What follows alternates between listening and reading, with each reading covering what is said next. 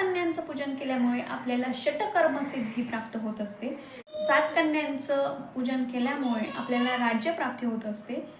8 कन्यांचं पूजन केल्यामुळे आपल्याला संपत्ती प्राप्त होत असते। 9 कन्यांचं पूजन केल्यामुळे आपल्याला पृथ्वीचे राज्य मिळते। तर अशा प्रकारे आपल्याला तुम्ही एक कन्या पूजू शकता किंवा 9, 10 अशा कितीही कन्या पूजल्या तरी देखील चालतील।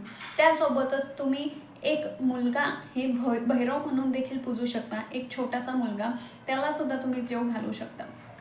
तर अशा प्रकारे आपल्याला कन्यापूजन अगदी साध्या सोप्या पद्धतीने आपल्या यथाशक्तीनुसार आपल्या परिस्थितीनुसार करायचं असतं। तर अशी ही छोटीशी पण अति महत्त्वाची माहिती मला तुमच्यासोबत शेअर करायची होती। झालेली सेवा मी स्वामींच्या चरणी रुजू करते आणि आजच्या व्हिडिओला इथेच थांबवते। जर व्हिडिओ आवडला असेल तर लाईक शेअर आणि सबस्क्राईब करायला विसरू नका। तर चला मग भेटूया अशाच नवनवीन व्हिडिओसोबत। तोपर्यंत श्री स्वामी समर्थ।